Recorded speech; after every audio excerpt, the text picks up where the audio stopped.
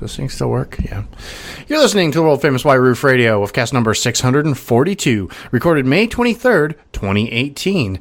Brought to you by CravenSpeed.com, MotoringStripes.com, and OutMotoring.com. Mini performance, speed, and style. It's OutMotoring.com.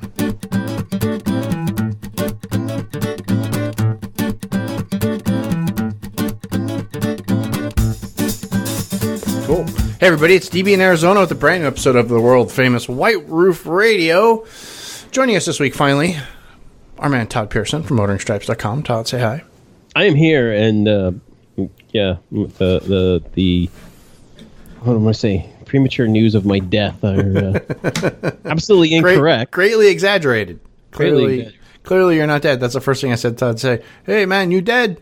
No, he's not actually dead, and that's a reference from a movie. I can't remember the title. Todd's been ill. He's still ill, but he's still struggling to get past this. Todd's been so sick he hasn't had a drink in like 6 weeks. That's how sick Todd is. It's going on 8 weeks now. Going on 8 weeks, no booze for Todd. That's how sick he has been. If you can only imagine. It's bad because the liquor stores in my neighborhood are starting to put up going out of business signs.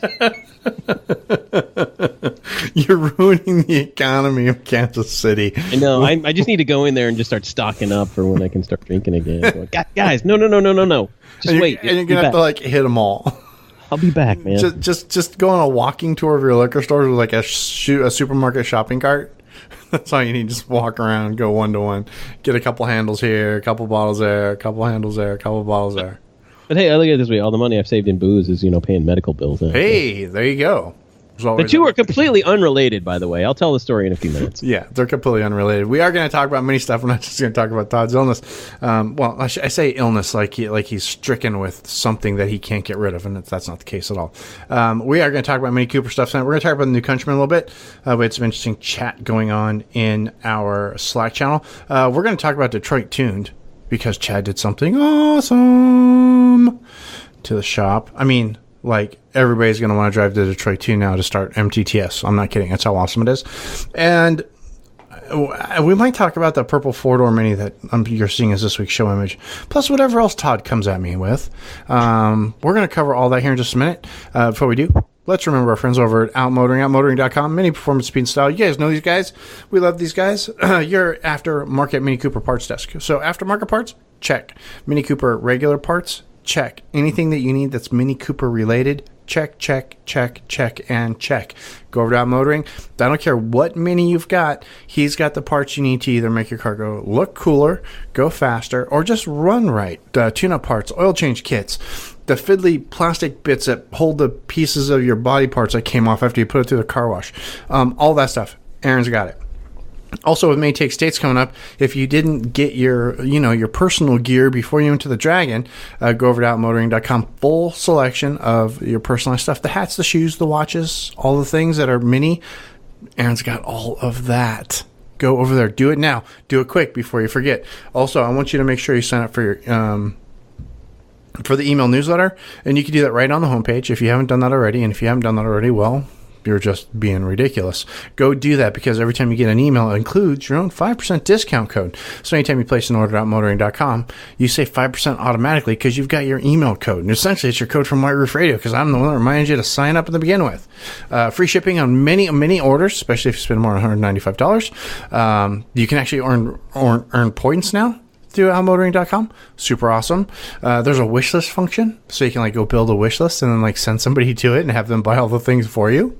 And if you want to hitch for your Mini, because you want to be able to pull a small teardrop trailer, one of those small Home Depot trailers, or you want to do one of those cool receiver hitch bike racks like the one I should have for my Roadster, click over to OutMotoring.com, because it'll point you over to MiniDoMore.com, which will actually get you taken care of to hitch up your car, put a hitch on your Mini so you can tow stuff. It's really, really cool stuff.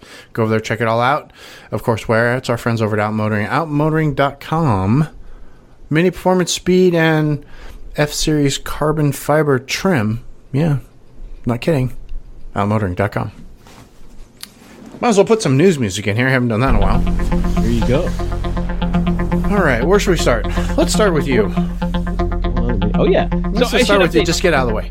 Yeah, let's just get it out of the way. So, I'll try to tell this as quickly as possible. And without being gross. I don't know, back about the 10th of April, I wake up. This is the day after we did the last show. The show before the last show. Friday morning, and I'm in ridiculous pain. And I'm thinking, I've had a gallbladder attack before, and I'm pretty sure that's what it is. And I'm like, okay, this lasts about a day. I'll be okay, right? Well, Sure. This is not that case. Ended up going to the emergency room or the urgent care that evening. And, they can't do much, run blood test, give me some pain pills, say, you got to go get a sonogram on Monday. Go to get a sonogram on Monday. They're like, yep, you got gallstones. Go talk to a surgeon on Tuesday. He's like, yep, you got gallstones. Doesn't seem to be any infection. They did, 2 sets of blood tests. We're going to schedule surgery. Great. It's completely routine. It's, outpatient. Many people, or maybe, some of you listeners have had your gallbladders out before. Sure. It's not that big of a deal anymore. You go in and it's, half a day and you're down for a few days. Can't lift anything heavy, blah, blah, blah. So I'm thinking, great. So they schedule surgery for the next Monday. I go in, everything's great. We're all joking. I wake up in the recovery room and they're like, yeah, we didn't take your gallbladder out. And I'm like, what? I mean, I laugh because I already heard the story, so now it's funny to me. Yeah, exactly. They're like, well, we didn't take your gallbladder out. I'm like, what's going on? And of course, me, I'm just waking up from anesthesia, being completely out and pain medication and everything. They're like, well, there was too bad of an infection. It was too dangerous. We couldn't separate your gallbladder. It was up against your small intestine, blah, blah, blah. It was too dangerous. We're going to send you home. We're going to have to try this again in about 8 weeks. I'm like, oh, goody, right? So anyway, I was dealing with complications from that for the past few weeks and waiting for the infection to clear up and on high-powered antibiotics, and I can't have any alcohol, and it's just been one thing after another. And then I end up back in the hospital, about a week and a half later, by not taking it easy like I was supposed to. There's two things you don't want to hear. 2 words you don't want to hear is internal bleeding. No, never want to hear internal bleeding. No, that's not a good thing. So, it's like they yelled at me, like, you're supposed to take it easy. I'm like, okay. I promise I'll take it easy, which I kind of did. Not. But so anyway, fast forward, it's been about 7 weeks now. And I go back to the surgeon in a week from today, to find out when I get this thing finally out and I get to start living my life again. So, kids, the moral of the story here, especially for you youngsters out there, don't get old, because you'll notice this happened pretty shortly after Todd hit the official age of old age. So, and although I know shit people starts who falling apart. are out in their 30s. Come on. Oh, that's true. I'm just giving you a hard time, brother. I'm knocking on all the wooden things here because you're going in for surgery roughly the same time as I crack over that barrier myself, and I'm hoping nothing comes of my beer drinking antics and shenanigans after my 50th birthday. Well, let's just hope nobody ends up in jail. That's or there's a good chance of that. Scotty's going to be there, so jail money. Yeah. Patreon.com/White Roof Radio. Oh, well, the good news is, after all my health, I go in and they do a full, just to make sure they knew what was wrong with me. Yeah. I got full workups on everything. I got a giant, hey, you just turned another decade old. We're going to run every test possible. We're going to look at every internal organ. And oh, yeah, they were there. I'm good to go as far as everything else goes. My liver's good, my blood pressure. Literally, I go get my blood pressure taken, and the first day I'm in ridiculous pain, and they're like, that's a little high, but that's okay because you're freaking out. You're in pain. So then they go do it again, and it's like 120/70. What? And the nurse takes it, and she goes, wait a minute. She goes, let's do this again. She takes it again, it goes down. Then she takes it again, it's like 123/78, and I'm like, is that bad? And she goes, no, it's perfect. Yes. Yes, I can't remember last time my blood pressure had a 1-2 on it. It's been a while. Yeah, my only problem, and you'll appreciate this, DB, is so like I get the blood test on like day 2 or day 3 of this ordeal. Sure. So I go in and they draw blood and they do all the tests and they go, everything looks good. The only thing that troubles us a little bit is your blood sugar is a little high. It's like 125 or something. That's not high. Yeah, well, and they're like, well, it shouldn't be that high or whatever. And I go, well, here's why. I said, literally, for the last 2 days, the only thing I've ingested is pure Sprite and apple juice. So I have been drinking 100% sugar for 2 days. 120. And they go, 120 is not high. 120 is not high. Yeah, that's the thing, too. 120 is not high. My fasting number's higher than that. I think it was 28 or 129 or something like that. They're like, it's not really high, but it shouldn't be that high after, first thing after fasting, it shouldn't be that high, but that's what mine is all the time. Nice. Well, let's talk about Mini Coopers now instead of old Guy Ailment Problems. Yeah. I like that.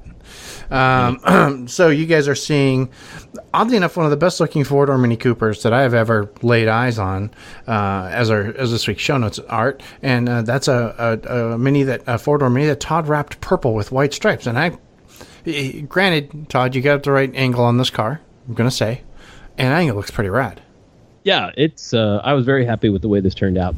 It was kind of almost a pearlescent purple. Yeah, and it's metallic, so in different lights it looks different ways. But everybody seems to love it so far.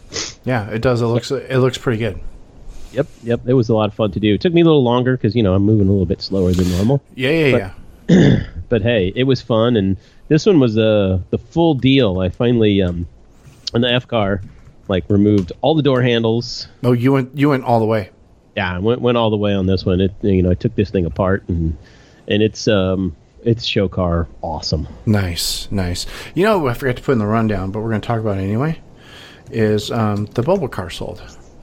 Oh yeah, the GP that went up for sale, George's GP that has lived in bubble for the last 14 years.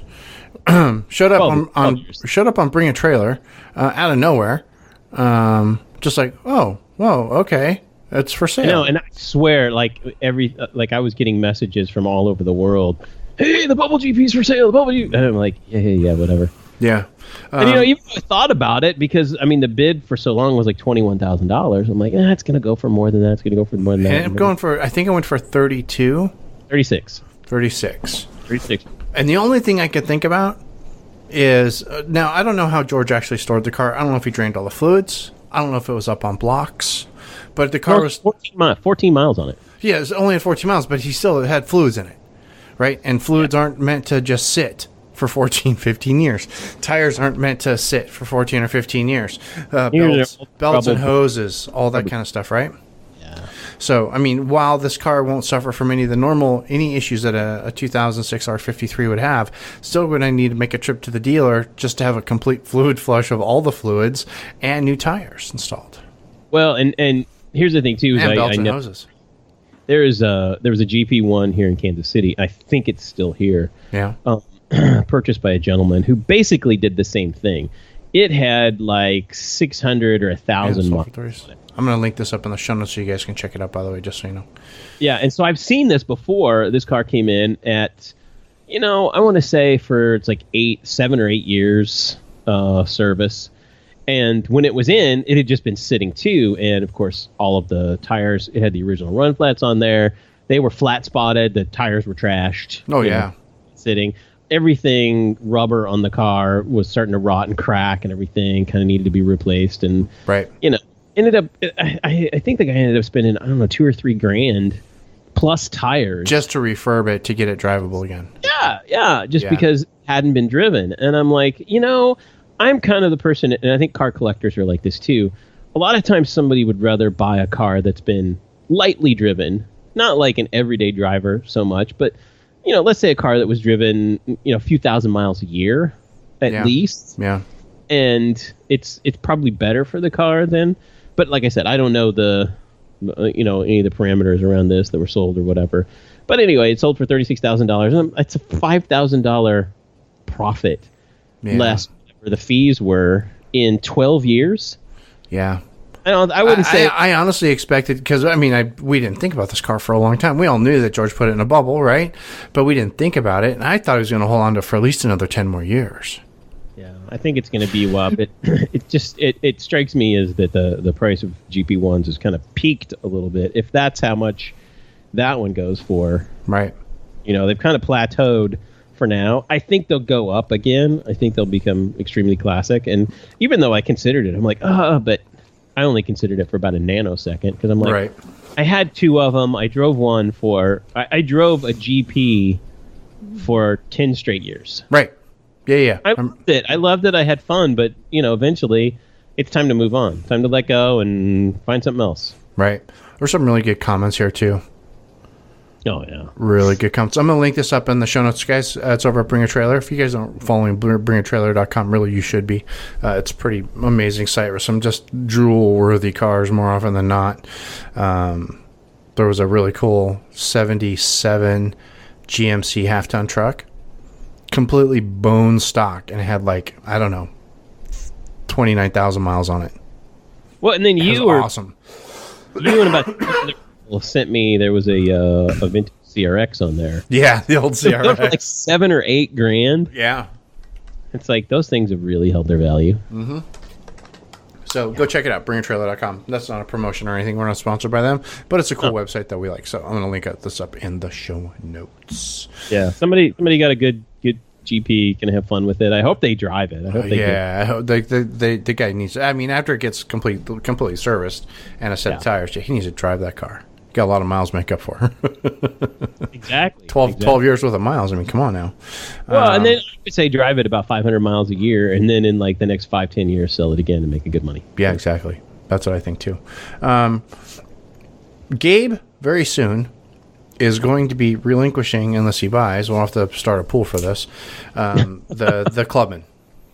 Because that's his company car, and by company car we mean that he gets the long-term lease from Mini USA to get the long-term test on it, to review and things like that. And as we all know, our man Gabe has become completely infatuated with this vehicle, completely. I think he wants to marry it. It's pretty bad, which is funny because he's. It's funny because I say that the only people who love the Clubman are automotive journalists. Well, it's because it's a wagon, right? And all automotive journalists love a wagon. They just can't. I don't even love it that much. I don't even love it. I like it. I don't know if I would love it as much as Gabe loves it. Gabe thinks it's all that in a bag of chips. And you remember Charlie and Sean? They thought it was the bee's knees too from Motor Trend Podcast. Yeah, right? But sitting next to the Countryman and driving them back to back, the Countryman feels smaller. Really? Yeah, the Countryman actually feels smaller. So, speaking of Countryman, Gabe's debating what his next company car is going to be. A good chance it might be a new Countryman. And I want to talk about that because I have friends that just bought a new Countryman. Todd's in-laws have a Countryman. Gabe's thinking about getting a Countryman. What's going on with the Countryman all of a sudden? It's blown up. I can't swing a dead cat in Arizona without hitting a new Countryman now. Yeah, well, I got to say, the story of me and the Countryman is that my lady friend's parents a couple of months ago were like, "Hey, our lease is coming up on our Honda CRV. We're coming to the end of our lease, and we have options. We're like, we could buy this thing, or we could get another one, or we really want to we really want some other features, okay? Right? Because the CRV, they wanted automatic, deck lid that closed. Yep. They closed that. They wanted that. What else? Just a few things that the CRV didn't have. Sure. Okay. So they started looking around, and they're like, "Can you help us find something? We don't like dealing with car people." And I said, "Sure." I kind of asked them a bunch of questions, and they narrowed it down to a Hyundai Tucson, and they looked at a Kia Soul. Did you have them look at the Volvo? No, they wouldn't even look at the Volvo. Oh, interesting. That was too much money because it was 40 grand, which is the first thing they said to me when they're like, "Help us find a car." By the way, we are not buying a Mini Cooper. Okay, that's all they said. They just said it like that. And I'm like, okay, no, that's fine. That's fine. So, I rounded up the usual suspects in the $20,000 to $30,000 range. Sure. And they give me all their parameters, and they're okay. And they were on the verge of getting this Tucson, a used Tucson. Okay. And anyway, I'm at the dealer, and I'm telling them what's going on. I'm talking numbers with them, and they go, "Well, I tell you what, take this one." I said, let me borrow a Countryman. I'm going to take it over there and just let them drive it. Yeah. So I grab one, and I go over, and they fall in love with this thing. I mean, they take it out, a short test drive, and they're like, "Oh my gosh, I see why you like Mini Cooper so much. This is the most fun I've ever had driving a car." They've never had a nice car. They've driven... CRV's not bad. I've driven the CRV. It's not a horrible car. Yeah, it's horrible. It's a soul sucking thing to drive. I didn't think it was that bad. It is bad. It is really bad. The travel on the steering wheel, the handling is horrible. The thing's floppy. It's sloppy. It's top heavy. The brakes suck. It has no acceleration. It is. I don't know why it sells so well. In fact, you know what's selling better than the Honda CR-V right now is the Nissan Rogue. Which is, I don't like the way. I just can't even with Nissan right now. So I've never driven one, but it's selling better right now. So it's got that stupid Renault butt, and I can't get past the Renault ass. I really can't. Yeah, I don't like the Rogue either. But God, anyway, awful looking. So they really kind of liked this car, and they're like, I said, listen, here's the numbers they gave me on a lease for you guys. And they were shocked. It was exactly what they were looking for. Oh, nice. And they're like, okay, well, we're going to think about it. And the car was blue that they looked at. And they didn't really like the fact that it was blue. We don't like blue cars for whatever reason. I'm like, all right. So we kind of let it go. And they went and looked at, Hyundais again and blah, around to the Mini. And I go, well, here's another one. I found another one that was white. And found him a deal, and a lot of times, they were looking to lease his car because they're in their upper 70s. I'm like, this is probably the last car you're going to have. Right. We're literally going to take away the keys in 3 years. No, you turn 80, maybe you'll still be able to drive, but probably not. This is going to be it. Right. So anyway, you can get a really good deal on a lease if you do a one-pay lease, which means you pay for it up front, right? Oh, okay. So, yeah, Mini will offer a deal, and it shaves a couple of payments off of it, and it's a really good deal. So I got him into a really nice Countryman for an excellent excellent value. And they couldn't be happier, and I've driven it quite a few times, and I got to say, I'm really starting to like this car. Really? Yeah. So it's just a regular Cooper S, I'm guessing? Not an all-four? Nope, it's not an all-four, because I'm like... Okay, one, you guys, when it snows, you don't drive, because that was one of the questions. Do you need all-wheel drive? And they go, well, the CR-V we have is all-wheel drive, but when it snows, we don't leave the house. Heck, when it rains, we don't leave the house. Well, I'm like, okay, you don't need all-wheel drive. That takes care of that. Why spend the money on it? So I just got a Cooper S, and in sport mode, it is so much fun. Really? Yeah, and it's loaded. It's got the power seats. It's got the power... It's got the everything. Deck lid, satellite radio, it's pretty well loaded up. And what's really interesting is it's a 2018, and it's got the new touch screen. It doesn't have navigation, so it's got the small screen, but it's got the touch screen and the new software, which wasn't supposed to happen. Oh. It's a 2018, and that wasn't supposed to be on until 2019 on the small screens, and somehow it slipped very end of production. Got it. So there's a lot of weird things on this car. It wasn't supposed to have satellite radio. It has satellite radio. It wasn't even on the sticker. Okay. So they definitely got the weird one out then. Yeah. And so it was an interesting thing, an interesting deal, and a great car, and they love it. I mean, they don't understand half of the stuff it does. Sure, of course not. It's like my mom's new car. She doesn't know half the things that it does. All she knows is it's got air conditioning in the back seat, and that's all she cared about. Right. So how much do you like this car, Todd? Do you like this car enough to put it head-to-head against a Volvo, was it XC40 you were looking at?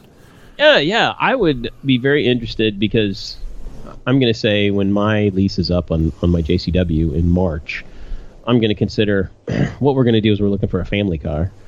Something that's a little bigger, a little more comfortable, a little more luxurious. Family car? Are you starting a family? No, you're not starting a family.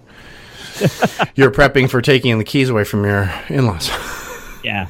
I need to be able to shuttle the old people around. So, which means the need for a back seat, and I hate the four-door, and I'm not a big fan of the Clubman. So, but the Countryman's really nice. It's got a good access and egress from the back seat. But I want to look at the XC40. I want to look at everything from an A7, an Audi A7, to an XC40, to, Range Rovers. It's all over the board. And then I'm probably going to drive the Roadster. That makes sense. I'll move over, and that'll be my Mini for at least until the GP3 comes out. And then at that point, you'll try to figure out what the heck's going on with your cars anyway. Yeah. Then we'll shuffle again, but it's like, really, I'm just buying time until the GP3, because it's like, man, here's the problem with a Mini. You used to be able to buy a Mini, and in a couple of years, it wouldn't depreciate that much. You wouldn't lose your ass. Right. Now, that's not the case anymore. No. That is definitely not the case anymore. So I just got to buy some time. Yeah. Speaking of the Roadster, and that's something that's I've had that car now for a year, right? Oh, damn it. Never mind. I was going to look something on Kelley Blue Book, but they don't let me on because of ad blocker. But I've had that car now for a year. 1 year exactly, almost, in fact. And I like it. I like it fine. This is probably one of my favorite Minis I've ever owned. I'd put this around number 2 behind Roxy. Right, it's great. Put the top down in the morning and I'm driving to work. Even in traffic, it's like, oh, look at all the sunshine and sky I get. This is pretty awesome. And I live in Arizona, so I can have the top down more often than I can have it up, which is really kind of rad. And it scoots along quite nice, and it's got the HK stereo. I'm less and less a fan of the automatic transmission every day, especially driving in traffic, which is amazing to me. I thought that, because my drive has changed, and now I'm finding myself shifting it into like manual mode more often.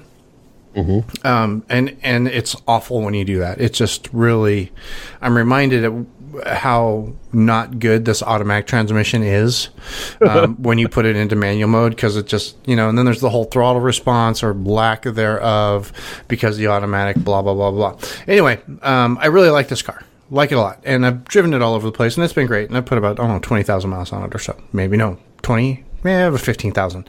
I'm going to try to do mini takes states in it. I think it'll be a good time. But I'm thinking ahead, and I'm thinking, in about a year's time, I'm going to be over having a convertible, and I'm going to want a roof again. You know what I'm saying? Yep. So I don't know what I'm going to do. And then I'll just hand this off to, because it's in really good shape, and it's like somebody's going to get a 2013 Mini Roadster. It's going to have less than 100,000 miles. It's going to be in gorgeous shape, and I'll just go ahead and I'll pass it along to somebody else, right? But I don't know what to do next, and I really can't think that far in advance right now. But that is something that is wearing on my mind, and I don't want to get rid of this car because I don't like it, because that is far from the case. Because I like this car a lot. I'm going to come to a point where I'm going to be tired of having a cloth roof, and I'm going to want back seats. I totally get that, because if it's raining or if it's too cold or something, which you probably don't get the cold, and you probably don't get that much rain either. Nope. But it can be, and I don't want to say an inconvenience, but there's not a lot of space in this car either. Yeah, there's not a lot of space, and I'm okay, because it's 98% of the time I'm in the car by myself anyway. But yeah. I can't do little things like you got to plan ahead if you're going to make a Home Depot run. Right. Or move anything big. I guess it turns out I can't carry a ladder. Your tip, I just popped it in the front seat. Worked perfect. Yep. And I could probably put things behind the seat as well. But it's just not... it doesn't do really good at hauling a bicycle, for example. There's one thing you can't do also. You can't haul a set of 4 tires and wheels. You can't carry a set of 4 tires and wheels without making a giant stack on the passenger side seat. They're just... And one of them's going to fall off, or two of them going to fall off. So I'm just thinking ahead, and I'm not really sure what I want to do. I would imagine I'll stay with the Mini, and I'll probably look at a 2015 F car, more than likely. But that's just on my brain. That's all. I like this car a lot, though. So, but then again, maybe I won't. I got to say, DB, after 2 years of owning my F-Series JCW, yeah, I love the car, and it's been problem free. I mean, I've had little stupid things at the very beginning, which wasn't anything even inconvenient to me. Right. But the car's been rock solid, and I love the thing. It is so much fun to drive every day. Yeah. And I figure I'd be able to find a good price on a 16, maybe a 17 next year if I go with an F car. And I'm not going to get a JCW because I spend all my time in traffic, and the car's just too twitchy to drive in stop and go traffic. Hey, next March, mine will be available for $19,000. Yours a little crazy for me. I'm not going to lie. A little crazy. Just a little bit. And out of my price range. So, I don't want to spend that much money on a car. I didn't spend that much money on the Roadster. The Roadster I got for $15,000, and that's kind of that's like my car budget now. It's like, I'll spend $15,000 for a car, unless I win a lottery or something. I wish that was my car budget. Oh my god, my car budget's low. I love cars so much. I like cars too, but I also have a limited budget, so I can only afford so much money per month. So I'm just old and cheap now because I realize I only drive the car 6,000 miles a year. Right. And I'm like, is it really? What's the price point where you go, that's too much for a car that you only drive 6,000 miles a year? Yeah. And for me, it's the $40,000 to $50,000 range. Oh, it's like over 50 seems ridiculous. Over 40 seems ridiculous. If I was only driving 6,000 miles a year, I would buy like a beater Ford Focus. Probably. And that's another car I could go look at too, is a Ford Focus. Get one brand new now for a song. Because Ford's not selling while they still have them in the United States. Because they're not selling them in the United States, which is really dumb. Hey, look, gas prices are going up. Awesome. What are we going to do? Stop selling small cars. Which, by the way, that's a good segue, DB, because speaking of Ford to stop selling small cars and gas prices are increasing in the United States, too. They're supposed to, by the summer, be as high as they were in like 5 years. That's not what I want to hear. Because I'm already paying $3.20 a gallon. I'm not paying California prices yet in Arizona, and you're not either. But we broke $3 on premium last week. Yeah. Premium for me is about $3.10. I think I'm paying $3.40 a gallon. I'm back to the $40 Phillips again. I'm close. So anyway, gas is getting expensive, and my lady friend's in Holland now. She's been there for 3 weeks, and the woman she's staying with has a Mini Cooper 4-door, nice. Fairly new one. Which is cool because she lives in Holland and it was built in Bourne. Oh, neat. Also, which is kind of cool. They're real proud of it. It's it's fun to have a car that's built in your home country. Yeah, definitely. So anyway, I get a text message today. She just went to fill up her car with fuel, and it was like €1.69 €1.69 a liter. Okay, ouch. And we did the math, and that's pretty close to $8 a gallon. Ugh. Like if you do the conversion to U.S. and to gallons, that's somewhere between $7.50, around. Wow. So this is why in Europe they're not driving around giant SUVs, because to have a Mini Cooper, it's costing you $75 to fill the thing up. Yeah, and living where she does, she's about a half hour south of Amsterdam and half hour east of The Hague. She does quite a bit of driving, and it's very expensive to own a car. Yeah. It's very expensive to own a car in Europe. And so then I said to my lady friend, I'm like, send me a bunch of pictures. And she's been taking pictures of all the crazy cars she sees over there. And one of the most popular cars now is called a Seat. Seat. A Seat? Seat. Is that it? Yes. It's a Spanish car. It's a Spanish car, yes. It's a Spanish Volkswagen, if I'm not mistaken. Yeah, it's Spanish that they sell everywhere in the world except the U.S. and China. Right. You see everywhere. She sees these Seats everywhere. Yes, it's a very popular car over there. Lots of Renaults, lots of, Yeah, lots of Peugeots. Peugeots, yep. Yeah. Peugeots, Renaults. And then all the crazy Fords that we don't get. Yeah, there was a Chevrolet something that I'm just scrolling through my pictures here. There's another Seat. Oh, and then a little van called a Jumpy. Is it like one of those little Japanese like K cars, like KEI cars? That's just like it looks like a full size car, but it's like scaled down to be like Citroen. It's a Citroen. It's a Citroen. So it's the French car called a Jumpy, and it looks like a little kind of a panel van kind of thing, but it's real small. Nice, like an old school Mini Clubman or something. Yeah. But anyway, cool. So the point is that we get here in the U.S. Everybody's going SUV crazy and truck crazy, and again, I'm like, you know what? It's not making any sense. And DB, you and I were talking before the show how Jalopnik did a story last week. You should go look it up or link it in the show. I'm going to look that up so I can link it in the show notes, because it was actually a really well done story. Jalopnik's been kind of on fire lately, so I'm going to give those guys a little bit of props where props are due. Well, and they do a good job of writing an article that's not so long that you don't want to read the whole thing. It's short and concise and sweet, And anyway, their whole point was they compared the price of gas right now to say what it was in 2002 and compared what it would take to fill up a Ford F-150, the best-selling car in America, and the size of tank it had and how much the fuel economy it got.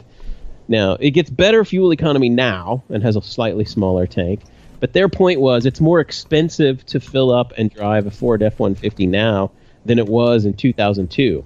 That the fuel economy has not outpaced the price of fuel, and it's only going to get worse.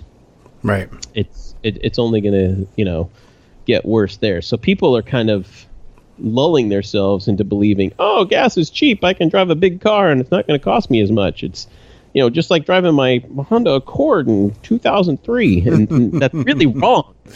Yes. That is very wrong. In fact, I just found the article. You guys will find the link in the show notes. If you're not following Jalopnik, you're going to get a kick out of this one. But they broke it down. So here, on the Ford F-150, right? So in the year of 2003, price of gas was $1.56 a gallon, had a 25-gallon capacity, and it got 16 miles to the gallon.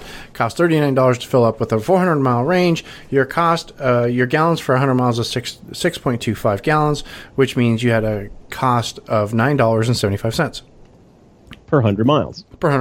Fast forward to 2018, price of gas when they did the thing was $2.90 a gallon. The tank capacity dropped 2 gallons to 23 gallons. Your MPG has gone up 5 miles per gallon to 21. Cost of fill-up, however, is now $66.70. Your range, 483 miles. Your gallons over 100 miles is 4.76, but your cost has gone up to $13.80 a gallon. Per 100 miles. Per 100 miles, yeah. So I mean, that's a sizable increase. It really is. Yeah. So quit buying big cars. Oh, people are dumb. Well, and it's only going to get worse. Now, they did go on to point out that, hey, gas prices were still pretty cheap in 2002, 2003, and they steadily went up until 2008, where they peaked. And many places in the country were paying $5 a gallon for gas at the time in 2008. But they did this too on a CRV, and the CRV cost went from 7 to 10. Right. It was still, and that's on a CRV, and a CRV went from 23 to 28 miles per gallon. That's almost not in that one, but the Ford F-150 was almost a 50% increase in the cost per 100 miles. Yeah, almost a 50. It's incredible. It's incredible. So anyway, let's go buy F-150s again. Well, the whole point is this is going to catch up to people eventually, because I think in some of the comments, and you can't read too far into the comments on Jalopnik, it's almost as bad as Motoring File, but a couple people were like, here's the real kicker, is that people's incomes have not changed that much since 2003. They have not. In 15 years, we're not making considerable amount more money unless you're in like the top 3% of incomes. Right. Okay? The average Joe like you and me, it's like, no, I'm making about the same money I did in 2003. Yes, I'm making almost the exact same money that I was making in 2003. Yep. So that's where it comes to bite people in the butt. It's like, no, you can't afford bigger, more expensive. And DB, like you said, hey, my car budget's $15,000. Well, there it is. Yeah. You're not going to buy a new Ford F-150 for that. No, I'm not going to buy a new anything for that. Nor would you want to. No, the F-150 is not bad. It's not horrible. Yeah. The new, what actually is kind of badass, since we're talking kind of about trucks. Fireball Tim got to drive a new Chevy Colorado this week. Yeah. The ZR1 edition. Yeah. Dude, it's like murdered out and has a Corvette motor. Yeah, so they're trying to compete with the Ford Raptor. The Ford Raptor, except it doesn't do the off-road part like the Raptor does. The Raptor you can actually take and drive the Baja 1000 with. The Chevy Colorado, not so much. And isn't Ford in the plans a Ranger, like a Raptor version of a Ranger coming? They're actually going to bring the Ranger back. I read this a couple months ago, but it's not the same Ranger. They currently sell it in Australia, but they're supposed to be bringing it back to the States, and it's essentially Chevy Colorado size. So it's like a smaller version of the F-150, but not as small as the Ranger, which is really too bad, because the Ranger was an amazing truck. I had a Ford Ranger for I don't know, 5 or 6 years and loved it. That was a great little truck back in the day. They're going to have like the SVT version of it. Yeah, something crazy like that. Mm-hmm. Yeah. But anyway. But that's Fords. We're not talking about Fords. Did we have any other mini stuff we wanted to cover? Yeah, I was looking back because, man, it's been so long. The new configurator's up if you guys want to be disappointed by playing with the configurator. I'm sure somebody on a Facebook thread's already complained about that. So, but if you want to complain some more, go ahead. I know. I went and spent a little time when I went up and over there and built a couple of cars. And I get it. It's sure a lot easier now to go, all right, screw it. Just give me the signature edition. If 3 editions you can choose from. Yep. And nobody except the cheapest people out there are going to buy the classic because it comes with absolutely nothing. Right. But hey, so it's an option. And they didn't give it stupid letters like LE or LT or LS. Thank God. Yeah. Yeah, and I would say if you're new to the brand and you're coming in, it makes complete sense. Sure. You know, I get it. I'm not going to fault Mini for that because it makes sense, but they're definitely not as customizable as they used to be. Sure. And I cry foul on when you look at the press release that Mini came out and said, "Hey, we're trying to simplify this, and here's something we discovered." And they literally said this in their press release, was that there were too many one-off individual minis out there that were driving the resale values down. And I went, what? Yeah. I lost my shit on when we were having a discussion on our Slack channel between the Roof Grading. That was a couple weeks ago. I do remember Todd went a little nutty. I lost it. And I go, if I had a nickel for every person who I've known in the last 15 years driving a Mini who says, I want my Mini to be unlike anybody else's. I want it to be individual, like this guy that we talked about that's got the clamp down the side of it. And you just need to listen to the Black Roof Radio this weekend, and you'll see what we're talking about. What Mini USA is saying is that is what's driving resale value down, is there's too many individualized, minis that are too uniquely equipped, Instead, everybody going, well, what about a used Mini Cooper? Well, they all have sunroofs. They all have this. Right. They all... I don't want a sunroof and I want CarPlay. So how do I get a car with no sunroof and CarPlay? Exactly. And I'm like, they made a business decision and they crunched their bean counters, crunched the numbers on that, and said, here's what we're saying. And I still cry foul on that. I think it kind of sucks. And basically that means, you know what? You're going to have 3 different types of minis out there. That's literally it. They're going to be all equipped the same way. You're just going to be choosing the color and different wheels. Here's how you get CarPlay. So you can add CarPlay still to the car, but you have to get the 8.8 touchscreen nav option. So it's $1,700 to get that. Ouch. But I got to say, the new Solaris Orange looks pretty nice. It does. That's a good-looking color. It's a really nice-looking color on the F50. I'm looking at an F56S right now. Just configured it, with the middle option and signature trim and Apple CarPlay, and it's $32,000. There is a new color that I can only liken this color to Corpse Gray. Yeah, Dead Flesh Gray that I despise. Is it the white? Is it the not Moonwalk White Silver? Not White Silver. Melting Silver. No, not melting silver. It's the color on the, if you go to Motor. Yeah, that's melting silver. No, it's not melting silver. It's not. It's called a gray, and I can't even think of what. Well, because I'm looking at it right now. So there's Moonwalk, there's White Silver, and there's melting silver, and then there's Thunder Gray, which it's not that because that's the old GP color. There's another one. Oh, you can get Thunder Gray with a white top. Dude. Are you trying to... Yeah, I'm looking at it right now. I'm on the color page, and I just selected Thunder Gray with a white roof, and I'm going, oh, that's actually kind of good looking. Yeah, no, I do like the Thunder Gray, and it pisses a lot of GP2 owners that. Yeah, I would be mad too, but I mean, they spend a lot of time on that color. Might as well get their money's worth out of it. Yeah, no, it's this one. Oh, is it the Emerald Gray? Yeah, that's kind of the new Grandpa Gold. It's not even Grandpa Gold, dude. I can only explain it as corpse dead flesh. Sorry if you like that color. I think it's awful. I don't think it's bad. I'm looking at it right now. It looks kind of army taupe. Green. It's taupe. It's the new Grandpa Gold. Gosh, it's bad. It's the new Grandpa Gold. Come on. I like all the other colors on the Mini. I think all the other colors are great. Yep, you can get Chili Red again, which is nice. Electric Blue, of course, always fantastic. Yeah, the new Starlight. The new Starlight Blue is kind of very indie blue-ish, so it's got that real purpley color to it, but guess what you can't? Guess what you can't do? What can't you do? Can't put a JCW exterior kit. Cooper even. Really? Yeah. Interesting. You got to buy a JCW, and they were trying to separate that a little bit. Wow. Okay. Wow. That's too bad. So they're not letting you do the DIY JCW anymore. JCW in appearance, but still having the regular Cooper stuff. Yep. That's too bad because that was like a hot ticket. A lot of people were doing that, especially with the last of the R56s.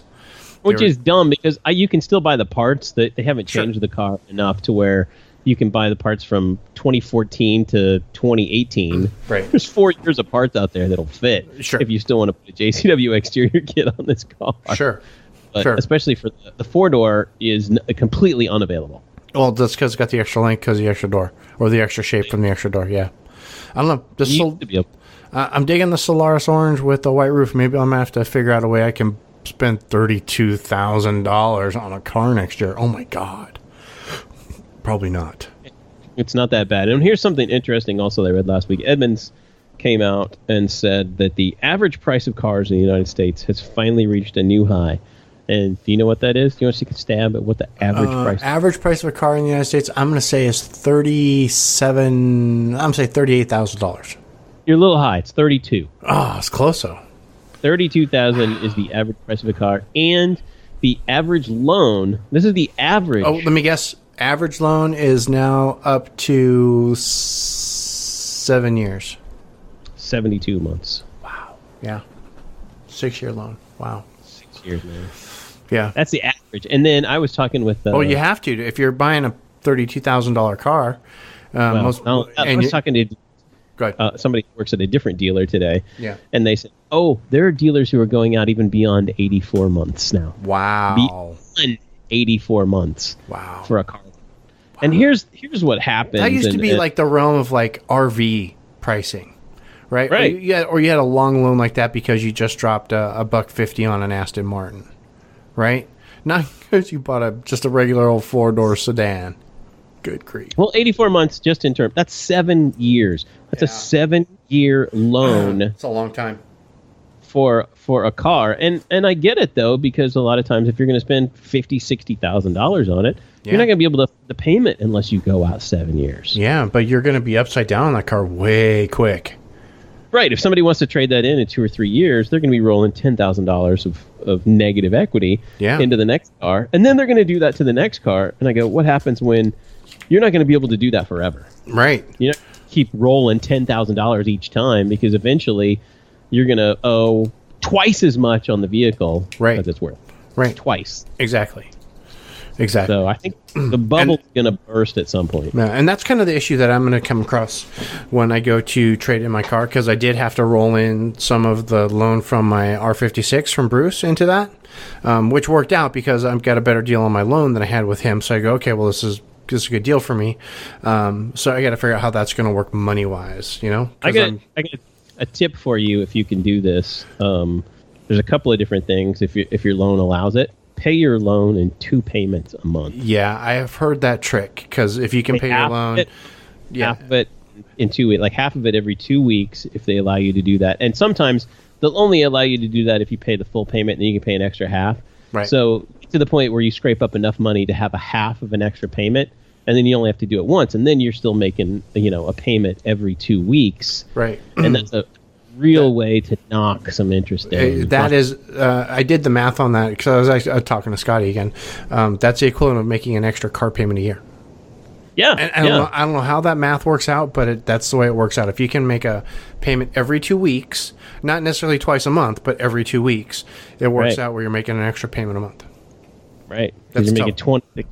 Yeah. 26. So you're basically making an extra month payment. So you're making 26 payments instead of 24, which would be 2 a month, blah, blah, blah. And then it works out. And that's the way compound interest works. It's a way to knock it down easier. Or pay an extra $5 every time, or an extra $10 on your payment. which I do. I think I'm paying like an extra, I round it up to like the next 10 on my loan. Yeah. And that's what I pay. So it's $372, so I pay $380. That's a tip for anybody if you want to keep yourself from having some serious negative equities. Yeah. Even if you can do an extra $25, $35 a month, and I don't care if it's a 0% interest loan or a 0.9% interest loan. Yeah. Do whatever you can, because eventually you're going to get to the point where you want a new car. You want to get into you don't want to roll in $5,000, $6,000, $7,000 of negative equity. Right. Because that's bad. Yeah. Yeah. It's awful. But this Solaris Orange, however, that's a pretty car. I've seen pictures of this car on Instagram. Somebody was at like one of the press preview days in Spain that I follow on Instagram, and I saw this color and I thought it's truly stunning. I've seen many of them. I don't know that I've put. I haven't been to a dealer in forever, so. I wouldn't put stripes on this car. Not with that color. I think that color is better. Just leave it alone. Yeah, we're trying to figure out. We're ordering a JCW for the dealer to come in and going to trick it out like we do. Yeah. And trying to figure out whether to do black roof or white roof and what color stripes to put on it. But yeah, it's a good looking color. Yeah, I like it a lot. Very well. What else? I think that's it. Yeah, I'm sure there's more that we'll think of, and I've gotten to play. Yeah, we're due to get Chad on the show, and this is something else I want to remind you guys of. I want you guys to go make sure you're following Detroit Tune on all the social medias, because Chad did something pretty damn awesome in the new shop today, or this week. He put in a dyno. Yep. So dyno days at Detroit Tuned. I can see him. So that means that he's going to be able to do some really cool tuning stuff, because he's going to have a dyno right there. So he'll be able to do some tuning. Him and Mars will get some tuning done, throw it on the dyno, do some tweaks, really get your car super dialed in. Like super dialed in on the dyno. Plus, Chad has an alignment rack, so if you're going off our track day, he can get your alignment completely squared away the way you want it, right, for your track day.